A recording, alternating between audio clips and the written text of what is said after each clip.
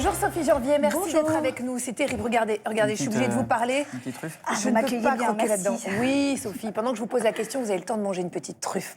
Alors, vous êtes diététicienne, vous êtes donc nutritionniste, vous avez publié La méthode douce pour mieux manger. C'est aux éditions Le Duc. Est-ce que le chocolat, c'est bon pour la santé, Sophie? Oui, Agathe, globalement, on peut dire que le chocolat est bon pour la santé, mais il y a des petites nuances. La première nuance, c'est qu'en fait, ce qui est bon dans le chocolat, c'est le cacao. Oui, c'est ça.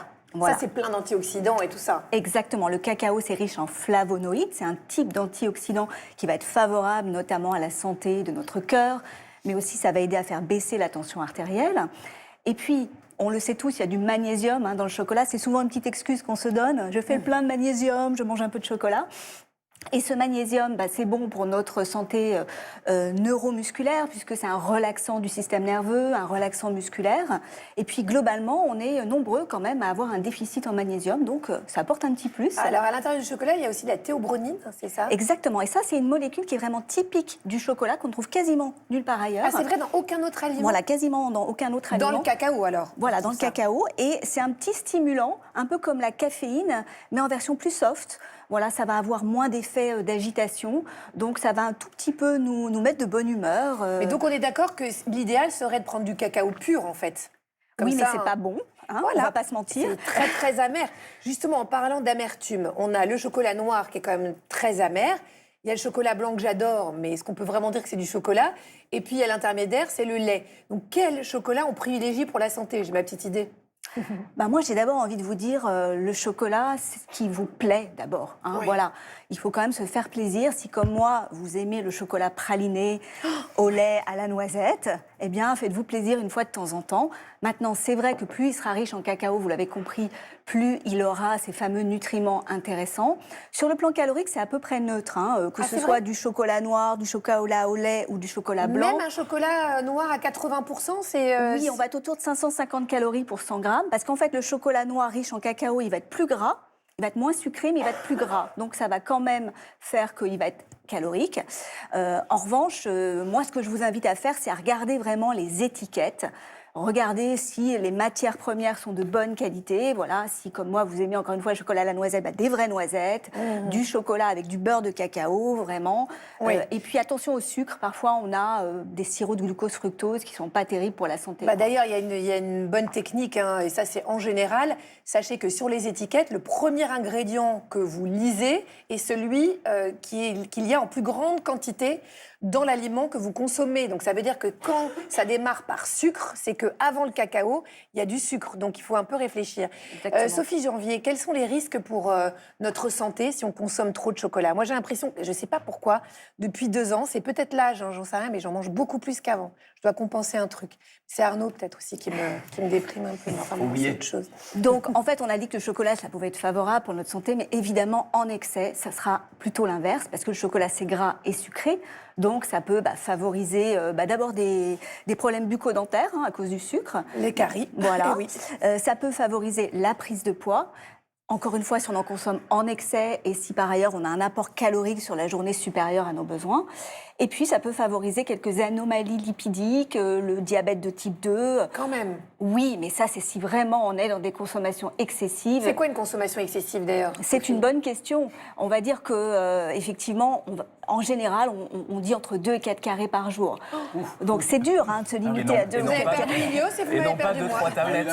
C'est fini pour moi. Moi, Julien, écoutez, on aura profité, Julien, c'est ce qu'il faut se dire, même si on n'est plus là demain. Chère Sophie, on a beaucoup entendu parler récemment de produits toxiques dans le chocolat, le fameux cadmium.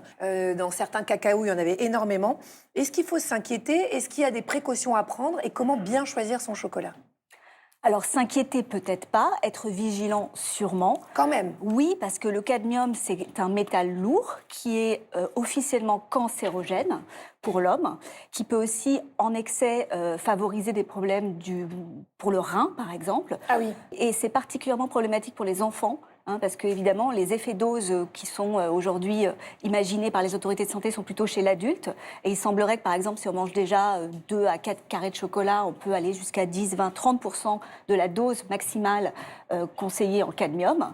Alors chez les enfants, ça va être encore évidemment... Et en plus, pire. les enfants ont du mal à manger le chocolat en conscience. Donc effectivement, on peut quand même être précautionneux. Ça participe à l'idée de manger de manière modérée le chocolat. Et on peut faire attention à la provenance en fait du chocolat parce que il semblerait que les chocolats en provenance d'Amérique latine soient plus riches en cadmium.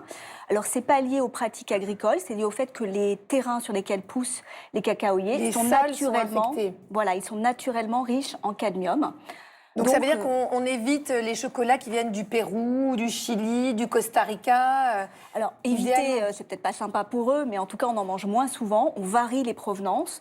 On va effectivement. Mais on a quoi se comme tourner, alternative? Par L'Afrique? exemple, les chocolats en provenance d'Afrique, du Ghana, par exemple du Cameroun, etc. Mais ça, moi, depuis que je sais ça, je regarde, mais c'est pas toujours indiqué, Sophie. Exactement, c'est pas toujours indiqué, c'est pas obligatoire. Donc, notamment parce que parfois on mélange les types de provenance, tout simplement. Oui, c'est ça. Donc, c'est pas toujours évident. Parfois, il y a marqué fabriqué en France, mais on est bien d'accord que les cacaos viennent d'ailleurs Oui. et que c'est fabriqué en France. Donc, on nous endort. Oh oui, on nous endort.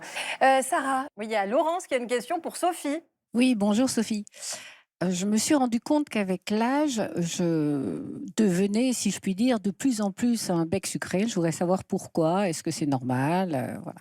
Alors, il n'y a pas vraiment de raison scientifiquement avérée parce qu'il semblerait au contraire que c'est plutôt dans l'enfance ou l'adolescence qu'on est très stimulé par le sucre.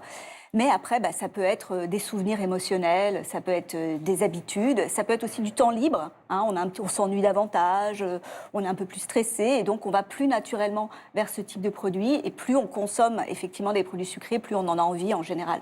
il y a peut-être un petit truc à étudier aux alentours de la ménopause, parce que moi, j'ai l'impression quand même que passé 50 ans, effectivement, autour de moi qui n'aimais que le saucisson, par exemple, et le fromage coulant, je commence à manger beaucoup plus de sucre. En tout cas, merci, Leus Kotsou, pour vos conseils et votre expertise. On vous laisse rentrer à Bruxelles, où qu'on regarde, il y a un chocolatier de malade.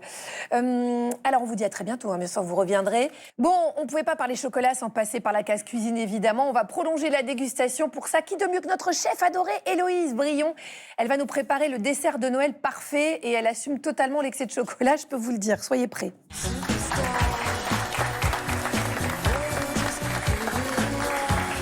Ah bah tiens, il y a Arnaud qui revient.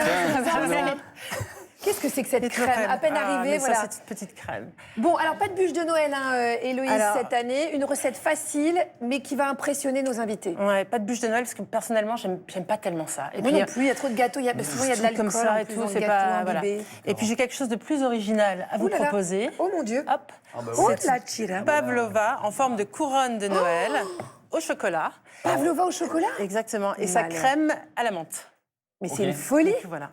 Bon. La bûche de Terminé. côté. Non, mais en plus, je trouve que du coup, là, on a le côté croquant de l'extérieur, fondant à l'intérieur. C'est sans gluten. Et c'est assez facile à réaliser. Bon, donc on peut faire ça facilement, on va regarder la On recette. regarde en image. C'est à la portée de tout le monde, Héloïse. hein. Oui. Vous le promettez. Voilà. Alors, pour faire la couronne, on va prendre une assiette et faire un premier tour. Et ensuite, un petit bol plus petit pour faire le centre. Comme ça nous permet de vraiment ensuite bien installer la meringue. On prend des blancs d'œufs qu'on fait monter en neige. On ajoute du sucre, un petit peu de vinaigre blanc. Pourquoi? Et ensuite de la maïzena. En fait, le vinaigre blanc et la maïzena vont faire que ça va vraiment devenir très croquant à l'extérieur, fondant à l'intérieur et bien tenir, bien être brillant. Oui, donc c'est la meringue qui... Il y a des fils Exactement. quand on tire, quoi. Pour la faire au chocolat, du coup, j'ai ajouté de la poudre de cacao non sucrée. Ça, c'est mon petit tip, c'est de mettre un petit peu de meringue comme ça en dessous pour bien tenir le papier sulfurisé. Là, on fait des petites boules, alors. Exactement. Et Pour donc, créer tout ça. on met du cacao. Donc là, en plus, c'est bon pour la santé. On l'a bien vu avec Voilà. Sophie Janvier. Et ensuite, on fait sa crème à la menthe parce que je trouve que ça marche bien. menthe. À la menthe. C'est parfait pour Mais l'hiver. qu'est-ce qu'on met pour avoir une crème à la menthe? Il y a des extraits de menthe. Alors, on peut faire une réduction aussi avec de la menthe fraîche, mais sinon, il existe des petits extraits où on met 3-4 gouttes, pas plus, parce qu'après, c'est très, très fort.